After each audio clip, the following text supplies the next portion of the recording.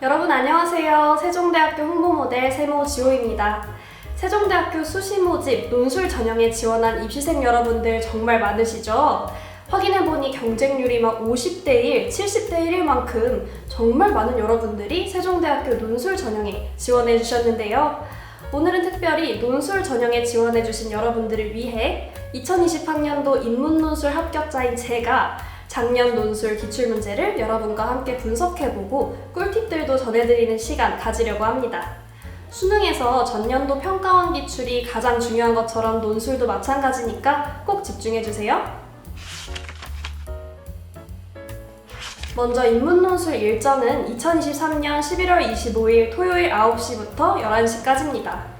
단 입실 시간은 이보다 훨씬 빠른 8시 20분 정도니까 꼭 유의하셔야 해요.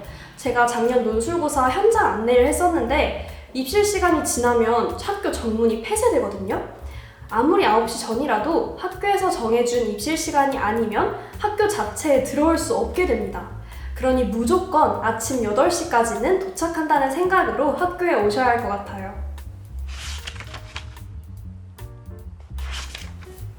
이제 본격적으로 세종대학교 논술고사 기출분석에 들어가 볼까요? 세종대 논술은 짧은 제시문 3개와 2개 문항으로 구성되어 있습니다. 1번이 400~500자로 짧은 답안을 요구하고 2번은 800~900자로 좀 더 길어요. 제시문이 막 8개씩 나오는 학교도 있던데 이와 달리 세종대는 제시문이 짧고 적은 만큼 글을 정확히 이해하고 분석해서 한 요소를 가지고 다른 요소를 명확히 비판해내는 등 본인 고유의 분석력과 답안 구성력을 중요하게 보는 것 같아요. 특히 1번의 경우에 답안 분량이 그리 많지 않아서 정확한 답만을 간결히 써내는 게 중요 포인트겠죠? 이제 작년 논술고사 문제를 1번부터 보겠습니다.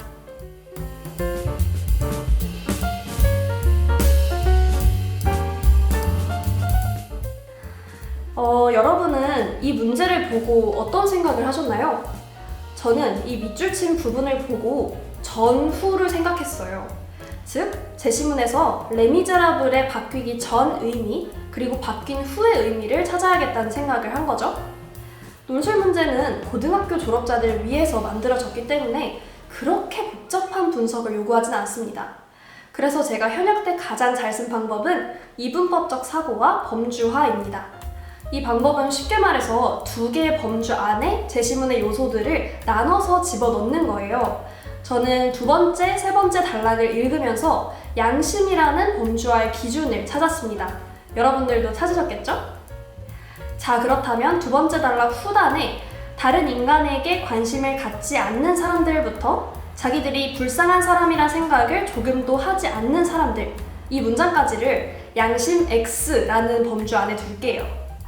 이 문장 마지막에서 서술자는 위고의 말을 빌려서 이들을 불쌍히 여겨라 라고 하고 있기 때문에 양심 X는 레미제라블 이라는 첫 번째 도식이 완성됩니다. 다음으로 3번째 단락에서 양심을 지키기 위해서라는 단 하나의 이유를 포기할 때부터 비참함 속에서 양심을 지키는 장발장까지를 양심 X의 반대, 양심 O 범주에 둘게요. 서술자는 장발장이 바로 레미제라블이다 라고 말하고 있기 때문에 양심 O는 레미제라블 이라는 또 하나의 도식이 완성됐죠? 제시문을 줄줄 읽는 것보다 이렇게 이분법적 사고를 토대로 XO 이렇게 범주화 시키니까 문제가 훨씬 쉬워 보이죠? 어떤 문장이 어떤 범주에 들어가길 의도하고 쓰였는지 구분하고 읽게 되면 자연스럽게 지문 해석력과 사고력도 오르겠죠? 앞에 범주화 과정에서 양심 X는 레미제라블, 양심 O는 레미제라블 이라는 두 명제를 도출했는데요. 이걸 보면 문제에서 레미제라블의 의미가 바뀌어 버린다. 이것과 바로 연결할 수 있어요. 그러니까 출제자가 의도한 답을 이제 쓸 수 있게 된 거죠. 원래 레미제라블의 의미는 위고가 예정했듯이 매춘부, 억울한 도둑 등에 더해서 다른 인간에게 관심 갖지 않고 자기들이 불쌍한 사람이라 생각을 하지 않는, 즉 양심 X, 양심이 없는, 양심을 잃은 사람인 거예요. 그런데 장발장은 레미제라블이 양심을 지키는 사람이다 라고 새롭게 정의합니다. 레미제라블의 의미가 양심 X인 사람들에서 양심 O인 사람들로 변한 거예요. 이렇게 정확한 범주화와 그에 따른 구체적인 지문 분석이 이루어지면 답안도 훨씬 쉽게 써지는데요. 여러분, 첫 문장 어떻게 쓰실 건가요? 그냥 바로 막 제시문 가에서 위고가 말하는 레미제라블의 원 의미는 막 이러면서 시작하실 건 아니죠?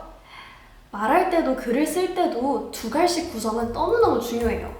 수많은 답안지를 빠르게 읽으셔야 하는 교수님께 일단 나는 이러이러한 답을 쓸 거야. 뒷내용 궁금하지 않아? 라고 해보는 거죠. 첫 문장을 예를 들면 제시문 가에서 위고가 정의한 레미제라블의 원 의미는 장발장의 말을 통해 반대 의미로 변화한다 처럼 내 답안 전체를 관통할 만한 문장을 첫 문장으로 써서 내 글의 매력을 올려주는 겁니다. 이렇게 첫 문장을 시작했으면 본론에는 제시문의 예시를 모두 가져와서 답안에 적용하되 문제에서 요구한 의미 변화 전후라는 대비감을 확실히 주면 디테일을 더하는 포인트가 될 수 있겠죠? 예를 들면 빵 한쪽을 나눠 더 큰 반쪽을 동생에게 주는 형, 즉 비참한 처지에도 다른 인간에게 관심을 갖고 양심을 지키는 것이 바로 레미제라블의 새로운 의미로 정의된다. 세 번째 단락에서 제시된 몇몇 예시들을 다른 인간에게 관심을 갖는 것이라고 개념화함으로써 두 번째 단락에 다른 인간에게 관심을 갖지 않는 사람과 정확하게 대비를 시켜주는 거예요. 정확한 범주화에 따른 적절한 개념화는 정리된 문장을 쓰기에도 분량을 맞추기에도 아주 효과적이랍니다. 다음은 2번 문제를 함께 보겠습니다.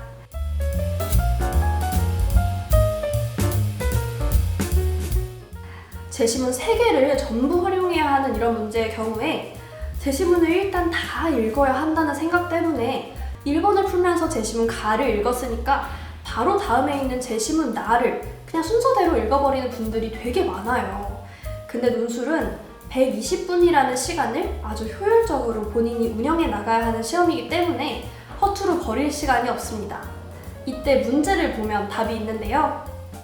제시문 다를 활용하여 제시문 가, 바리케이드 안의 사람들과 장발장, 제시문 나의 인종술의 행위를 각각 설명하고 라고 나와 있죠.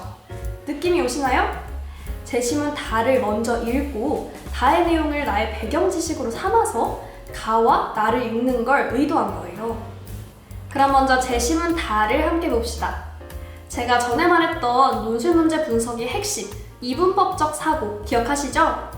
이 제시문도 딱 2가지로 범주화할 수 있습니다. 소유와 존재, 이 2가지예요.